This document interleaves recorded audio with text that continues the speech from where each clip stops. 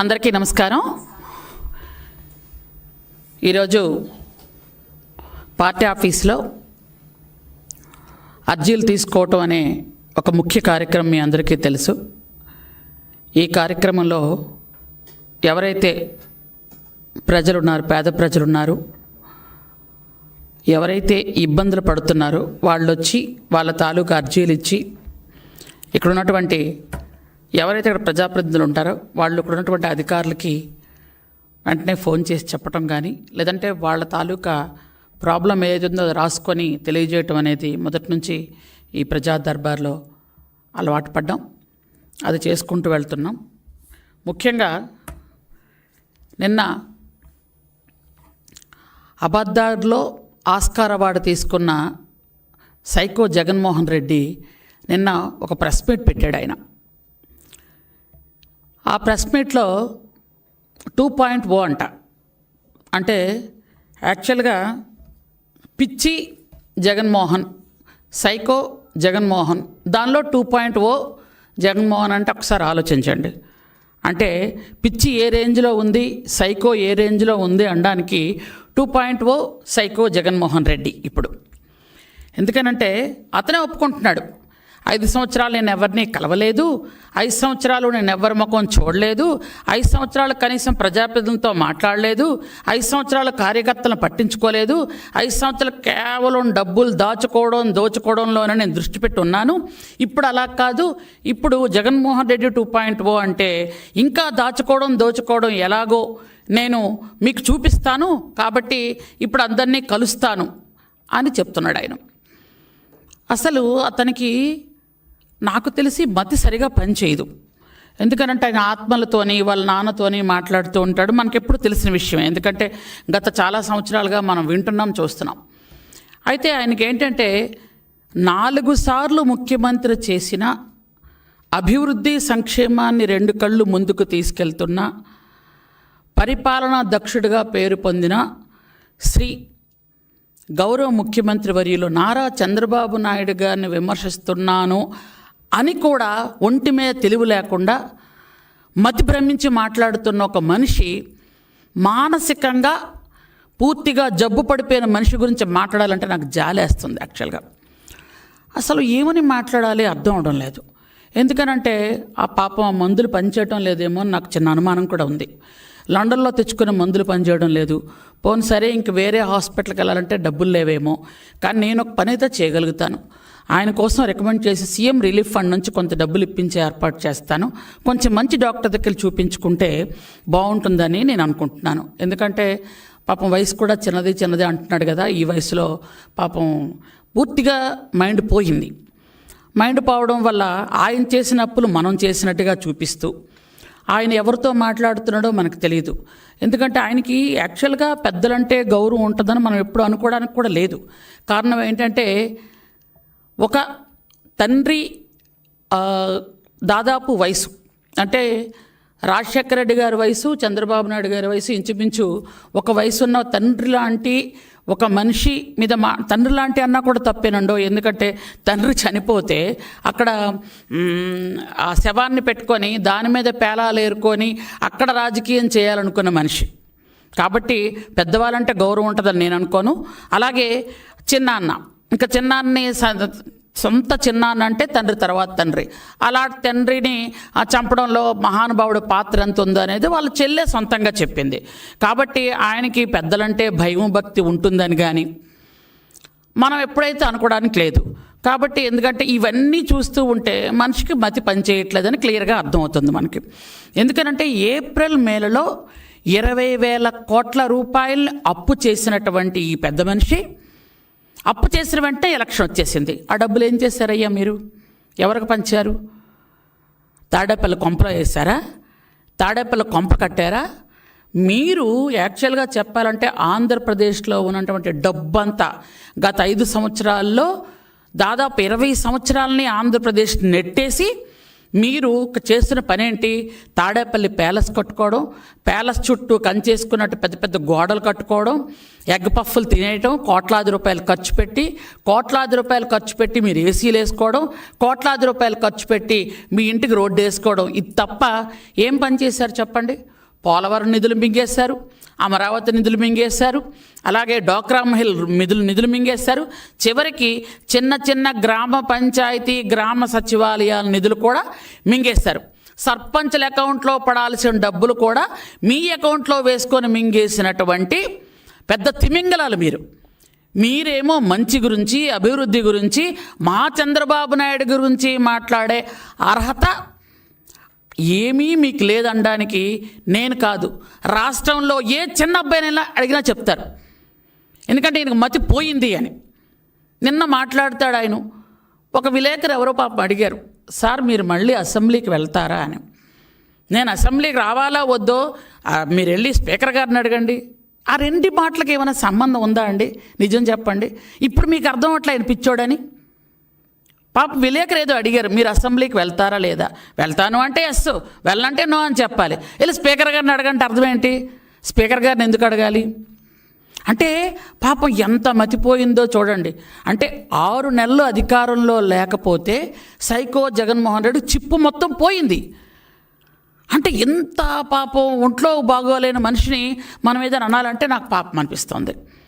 కాబట్టి ఎందుకంటే ఇంకా అసెంబ్లీకి ఇంకా వాళ్ళ మనుషులు ఉన్నారు కదా, వాళ్ళేమో అసెంబ్లీకి వస్తాడు బల్లలు గుద్దేస్తారంటారు. వాళ్ళు అసెంబ్లీకి రమ్మనే కదా అందరూ చెప్తున్నారు. అసలు నేను గెలిపించింది దేనికి? 11 సీట్లు ఇచ్చి బయటకు తోసేసిన ప్రజలు ఆ 11 మందిని అసెంబ్లీకి రమ్మనే చెప్తున్నారు. గెలిచిన తర్వాత అసెంబ్లీకి ప్రతి ఎమ్మెల్యే వెళ్ళాలి అనేది అది విధి నిర్వహణ చేయాల్సినటువంటి బాధ్యత. అక్కడున్న ప్రజలు 2 లక్షల మంది దాదాపు ఉంటారు అసెంబ్లీలో. వాళ్ళు వచ్చి వాళ్ళ కష్టం సుఖం ఇక్కడ చెప్పాలి, నియోజకవర్గానికి అభివృద్ధికి నిధులు తీసుకువెళ్ళాలి అని అంటే ఖచ్చితంగా అసెంబ్లీకి వచ్చి మంచి చెడ్డ మాట్లాడాలి. మీరు మాట్లాడినప్పుడు మీకు పదవులు ఎందుకు? రాజీనామా చేసేయండి. దానికి ఎందుకు మరి? ఇంకా స్పీకర్ని అడగండి, లేదా మంత్రిని అడగండి, ముఖ్యమంత్రిని అడగండి. ఇదేంటిది? అంటే మీకు 11 సీట్లు రావటమే గొప్ప ఈసారికి. ఎందుకంటే పంగనామాలు పెట్టారు అందరికీ. ఒక పంగనామం పోయింది, 2 పంగనామాలు మీకు మిగిలాయి. 151 సీట్లు సంపాదించామని విర్రవీగారు. 5లో ఉన్న మధ్యలో ఉన్న 5 పంచభూతాలు ఆవిరైపోయి మీకు ఆ 11 మిగిలాయి. ఎందుకనంటే మనిషిని ఎప్పుడు కూడా భూమి మీద కాలుండాలి.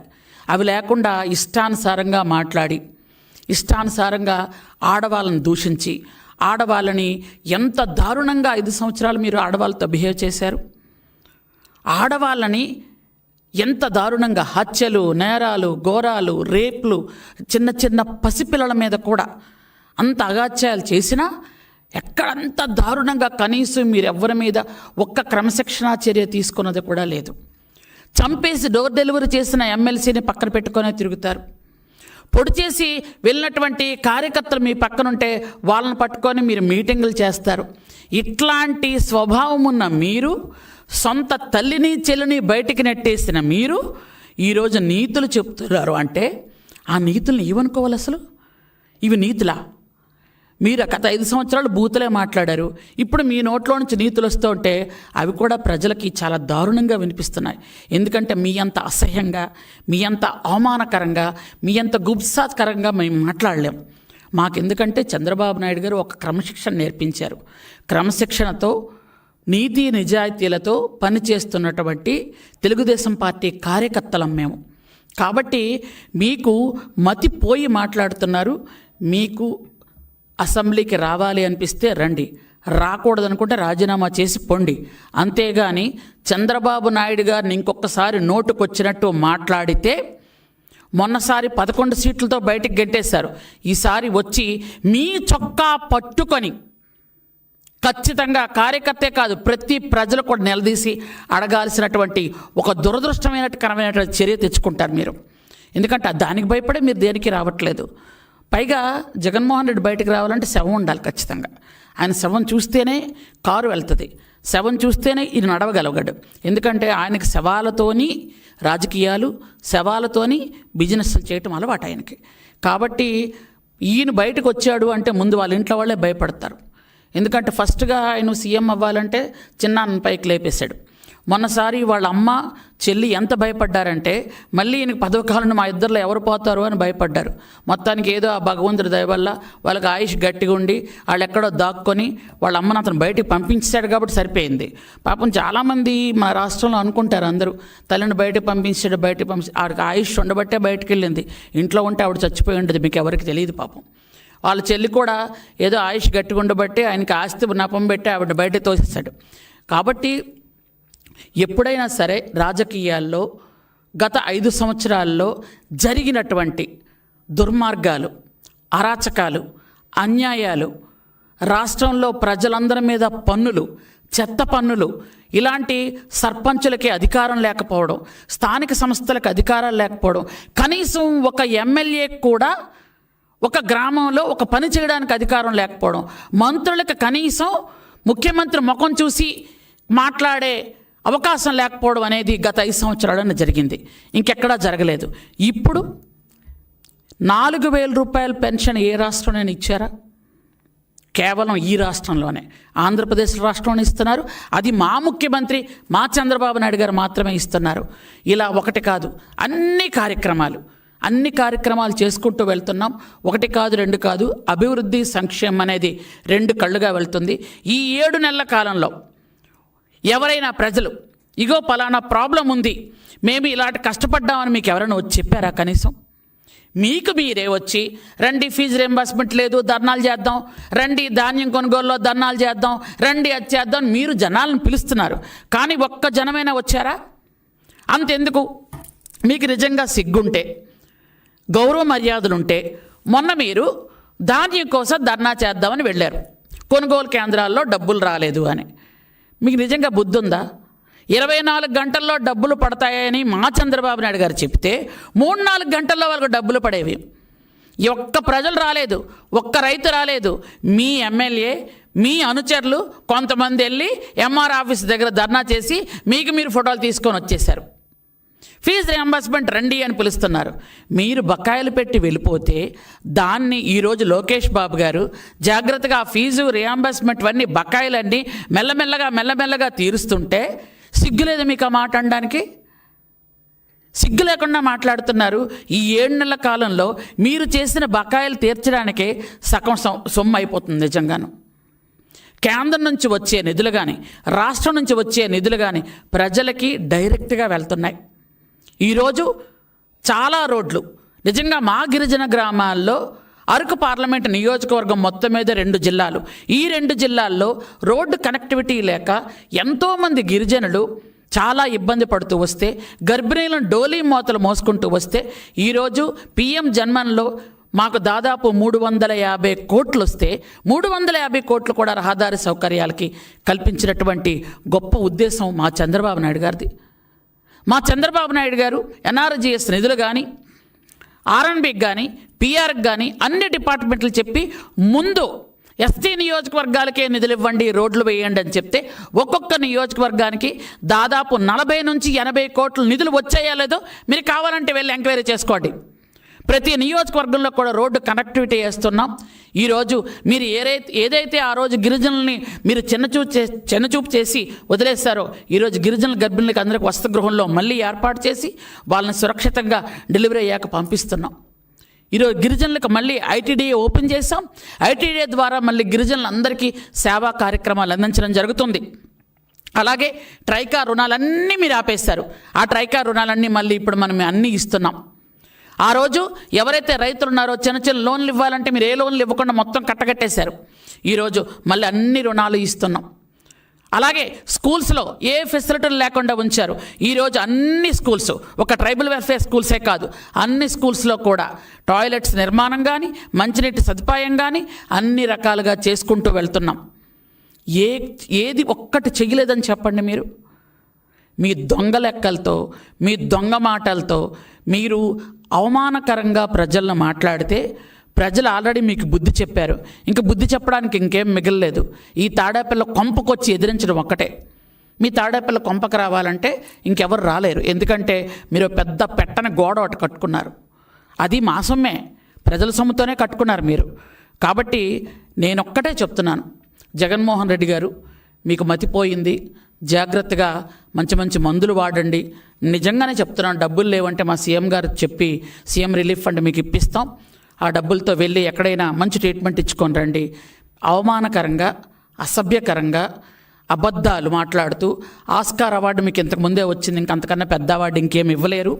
కాబట్టి మతి స్థిమితంతో తెచ్చుకొని మాట్లాడితే బాగుంటుందని నేను మీకు సలహా ఇస్తున్నాను. Thank you.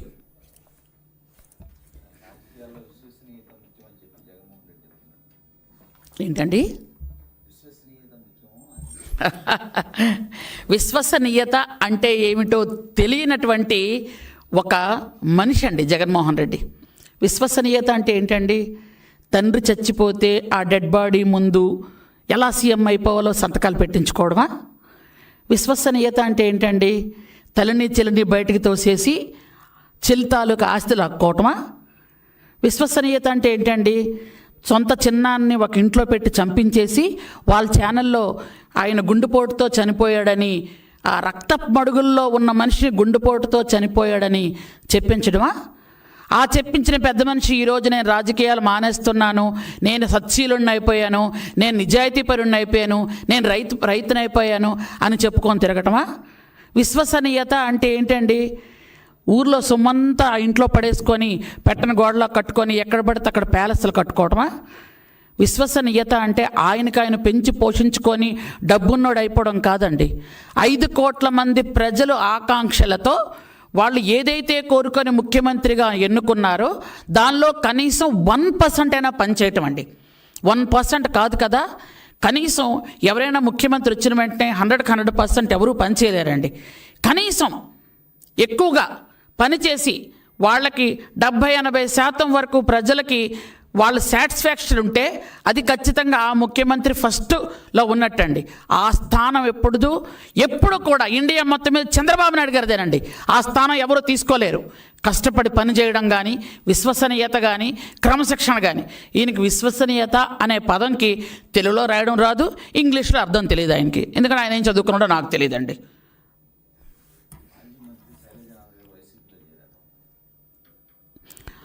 అది యాక్చువల్గా చెప్పాలంటే అండి, జగన్మోహన్ రెడ్డి గారి పార్టీలో ఉన్న వాళ్ళందరూ ఆయన వదిలిపోవడానికి ఎప్పటి నుంచో చూస్తున్నారండి. ఎందుకనంటే వాళ్ళు ఎలక్షన్ ముందు నుండే ఈ మహానుభావుడు తలనొప్పి మనకి ఎప్పుడు పోద్దా అని చూసిన వాళ్ళు చాలామంది.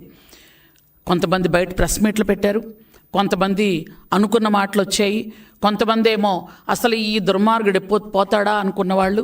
అలాగే ఆయనతో ఉన్నవాళ్ళు కూడా ఆయన ప్యాలెస్లకు వెళ్ళి మీటింగ్కి వెళ్ళి బయటకు వచ్చిన తర్వాత మీలాంటి పత్రికా విలేకరులతో మాట్లాడటం, మేము మాట్లాడామని చెప్పారంటాం.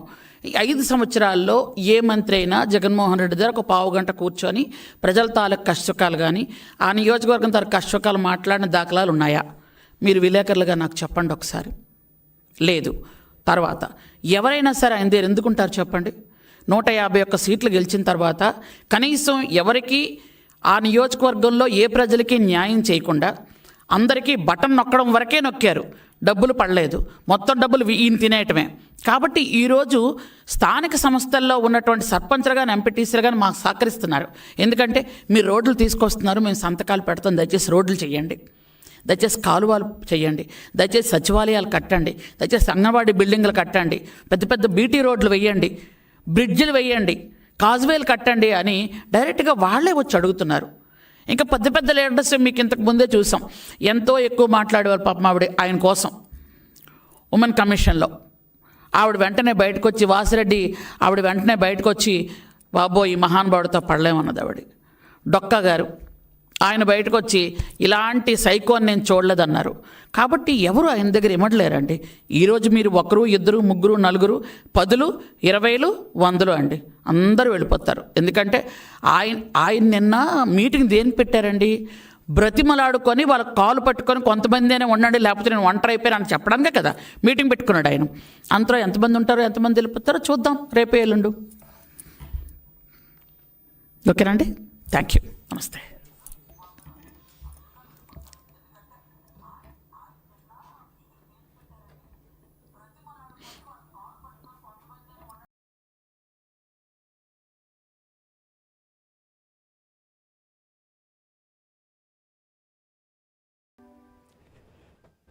Right.